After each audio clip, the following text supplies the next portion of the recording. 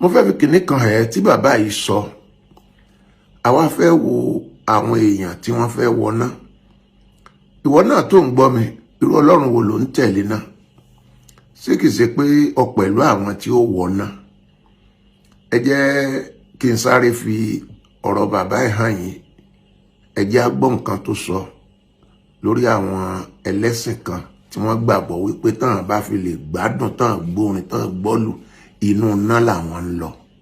tó bá jẹ́ tó dání wọ́n ní ṣe music haramu ni nígbà Pasuma tó fẹ́ bàtà àwọn afáàkàn jẹ́njọ́ ni ó béèrè lọ́wọ́ wọn ó ní ṣé orin tóun kọ bóun ṣe ń kọ yìí ó ní sóhun rojìrì ọlọ́run ìdààmú bá wọn ansa kan náà ní ẹ̀kan fún o èwo lè rojìrì ọlọ́run. ẹ wo iye àwọn èèyàn tí ó wọná láwùjọ wa jàmbá aligina kéèyàn máa gbọ́ music èèyàn wọná à ń gbọ́ fuji hip hop àpàlà musical instrument jìtá piano àti gbogbo àwọn gángan tí wọ́n fi ń kọrin ọwọ́ ń gbọ́ ṣé tiẹ̀ èèyàn wọlé kó tó wà lìjẹ́nà ọlọ́wọ́n bá ní wa minan nasi ń bẹ nínú àwọn èèyàn man yashtari lahwal hadith àwọn tó jẹ́ pé wọ́n máa ń kówó lé orin yóò ra data yóò ra cd torí pé wọ́n fẹ́ gbọ́ orin yóò di owó lọ́wọ́ yóò lè fún ní fuji ọ̀dà àwọn hip hop yóò mọ̀ sẹ́ndì oṣù àkáǹtì wọn torí pé wọ́n fẹ́ gbọ́ kíni orin wọ́n ran àwọn olórin lọ́wọ́ wọ́n náwó sí di orin ọlọ́wọ́n bá ní liyudilla an sabilillah torí láwàlá hadisi yẹn nígbà tí àwọn afáfẹ́ máa tútù kùtù kálukú máa tútù kùtù pé láwàlá hadisi irọ́ ni láwàlá hadisi kéèyàn máa fi ọsẹ yẹyẹ láwàlá hadisi kéèyàn máa ṣẹfẹ ni afáwọn abúlé abdul basudi ó dìde mọ́ wọn lọ́rùn ó ní fa wallahi alladhi la ilaha illallah ó ní mo fi ọlọ́wọ́n ọba tí ayé pè jẹ́rìí irọ́ tí ò ṣẹni tá à ń sìn tó sì lẹ́tọ̀ọ́ sí ẹ̀sìn yẹn lẹ́yìn ọlọ́run ó ní mo fi búra ó ní láwàlá hadisi aligina ó ní pàtàkì ànábì ń tu fáwọn orin àlùjọ lànàbì pé bí wọn bá ṣe káyà fún ọ tí wọn mọ orí burúkú tí àwọn olórin tí wọn dálẹ̀ nílẹ̀ wa tí wọn mọ àdáwò tí wọn dálẹ̀.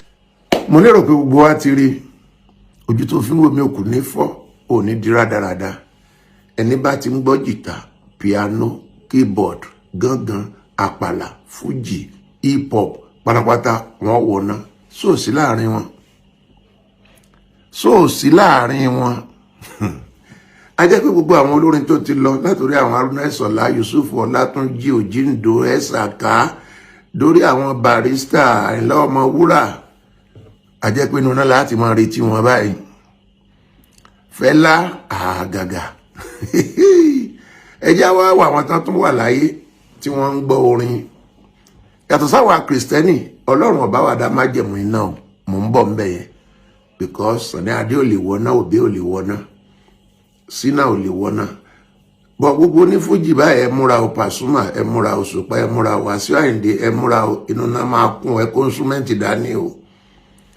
èrò máa pọ̀ nù náà gan ni o according to àwọn àfa àwọn ìmáàmù yín tí wọ́n ti jẹ Kùránì yóò gidi gan yìí èrò máa pọ̀ nù náà o gidi gan but ó dá mi lójú pàwọ̀ bá wa àwọn oníbàyín sí ń bẹ̀ ṣáṣú wàá play nù náà táyà ta ló tún kù nínú yín gbogbo ẹ̀yin tó jẹ́ wípé ẹ kìí sọmọ lẹ́yìn Kristi ẹ kìí so nígbàgbọ́ tó jẹ́ mùsùlùmí èmi ò mẹ̀sìn tó wà tí kìí jó ìfún àwọn oníṣẹ̀ṣe wọ́n ń jó wọ́n ń gbọ́lù Ọlọ́run wọn nìkan má gbọ́lù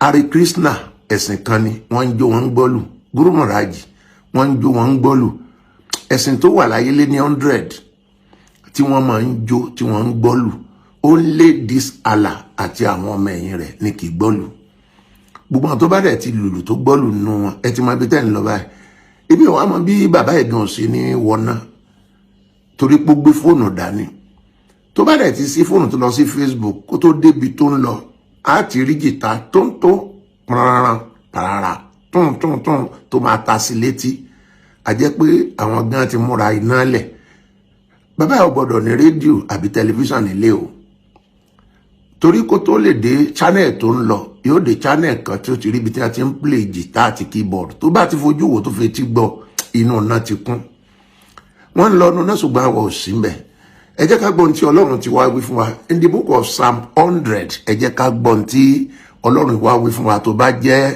Christian dáadáa. Yes. Ẹ ó ìwọ ayọ̀ sí Olúwa. Ẹ ó ìwọ ayọ̀ sí Olúwa. Ẹ̀yin ilẹ̀ gbogbo. Ẹ̀yin ilẹ̀ gbogbo. Ẹ fi ayọ̀ sí Olúwa. Bí Ọlọ́run wa Jèhófà ṣe ń béèrè lọ́wọ́ wa nìyẹn. Tí a ti ara rẹ̀ mú Jésù jáde, ẹ fi ayọ̀ sin Olúwa. Yes.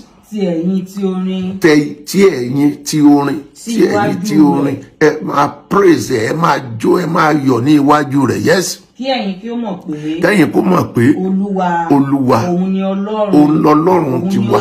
Òun ló dá wa. Tirẹ̀ ni àwa. Tirẹ̀ làwa ń ṣe. Àwa ni ènìyàn rẹ̀. Àwa lè nìyàn rẹ̀. Àti àgùntàn pápá rẹ̀. Àwa Ọlọ́run àpáàdì. Àwa làgùntàn rẹ̀. Àbájọ gbé pọ̀ níjọba Ọlọ́run ni. Yes. Ẹ lọ sí ẹnu ọ̀nà rẹ̀. Ẹ lọ sí ẹnu ọ̀nà rẹ̀. Tí ẹ̀yin tí ọpẹ́. Tẹ̀yin tọpẹ́. Àti sí àgbàlá rẹ̀. Tí ẹ̀yin tí. Ẹ máa dúpẹ́ fún. Ǹjẹ́ ó ti yé ọ báyìí? Kí rẹ kú oríire o tó bá jẹ́ Kristẹni tàbí ẹlẹ́sìn míì tí ijó àti ìlú tí ò ní ti ẹ̀yin wọ̀run àpáàdì. But àwọn tán ti gbà wípé tán bá ti gbọ́lù ọ̀run àpáàdì làwọn lọ. Mo kí yín kú oríire náà bákan náà. Ọlọ́run ó sìn yín o. Àjọ lọ o. Ẹ jẹ́ àwo the book of Second Chronicle chapter 20. Say verse 21 and 22. Ẹ jẹ́ agbọ́n tó kọ mọ́. Ó sì bá àwọn ènìyàn náà gbèrò. Nígbà tí ogun dìde sí àwọn ọmọ Ísírẹ́lì, Jèhóṣáfátì bá àwọn ènìyàn náà gbèrò. Yes. Ó yan àwọn akọrin sí Olúwa. Kò lọ kó bọn kò kó àdá gẹ́gẹ́ bí àwọn alákatakítí oníwàhálà. Àwọn tí ó mọ̀ kọrin nígbà tó ogun dé, ó yan àwọn akọrin sí Olúwa. Yes. Tí yóò máa yin ẹwà ìwà mímọ́. Tí wọ́n máa yin ẹwà ìwà mímọ́. Bí wọ́n ti ń jáde lọ níwájú ogun náà. Bí wọ́n ṣe ń jáde lọ níwájú ogun, àwọn kan yin Olúwa. Ta ló dàbí rẹ? Ta ló dàbí rẹ? Nínú gbogbo alágbára láyé, kò sẹ́ni bí rẹ Olúwa. Wọ́n kan yin Olúwa ní tiwọn ni. Yes. Àti láti máa wí pé. Láti máa wí pé. Ẹ̀yin Olúwa. Ẹ̀yin Olúwa. Nítorí tí àánú rẹ̀ dúró láéláé. Nítorí tí àánú rẹ̀ dúró láéláé. Yes. Nígbà tí wọ́n bẹ̀rẹ̀ sí ní kọrin. Ẹ gbọ́ ẹsẹ̀ tá a dé ní 22. Ó ní nígbà tí àwọn èèyàn bẹ̀rẹ̀ sí ní kọ orin. Àti sí ìyìn. Wọ́n sì yin Ọlọ́run. Olúwa yan ogun ẹ̀yẹ sí àwọn ọmọ Ámónì. Ọlọ́run bàbá mi ò kábíyèsí Olódùmarè ọba tó lágbára ju gbogbo alágbára ayé lọ. Ìwọ ló lọ̀rọ̀ yẹn o. Ìwọ sáà máa yin Ọlọ́run. Ogun tó ń lépa ń lé bàbá ń lé ìyá, ogun àtẹ̀yìnjà á padà lépa ogun yẹn. Ogun ọ̀tá lé bàbá, ogun ọ̀tá lé ìyá tó ń lépa rẹ̀, ogun àtẹ̀yìnjà máa jà wọ́n. So shall it be in the mighty name of Jesus Christ. Máa yin Ọlọ́run, má jẹ́ kán gba ìyìn kúrò lẹ́nu tiẹ̀ o. Ìwọ ló máa ń tó sún ẹ débi Ọlọ́run tí kì í gbọ́lù tí kì í gbọ́jọ́. Ẹ kàwé. Àti Móábù. Àti yes. Àwọn ará òkè Séírì. Ọlọ́run yin ogun àtẹ̀yìnjà sí gbogbo àwọn ọ̀tá yẹn tó ń lépa wọn. Ẹ jẹ́ àdàdúró níbi kan bá gùn púpọ̀. Gbogbo ẹ̀yin ènìyàn, èmi bẹ̀ ọmọ rọ̀ ẹ́ máa yin Olúwa o, máa dúpẹ́ o, òjò nígbàgbọ́. Ọlọ́run tiẹ̀ máa dúpẹ́ pé Ọlọ́run tí máa ń jó tí máa ń yọ̀, kì í sọ Ọlọ́run ọ̀fọ̀, kì í sọ Ọlọ́run ẹkún. Ẹ wà lálàáfíà, yóò dára fún wa. Títà tó máa fi pàdé, máa yin Olúwa. Máa kọrin ọpẹ́, máa kọrin níbi tó bá wà báyìí, nítorí wípé nípa orin ìyìn ogun ṣẹ. Nínú ìyìn gangan lọ́lọ́run ń gbé. God bless you all in the mighty name of Jesus Christ.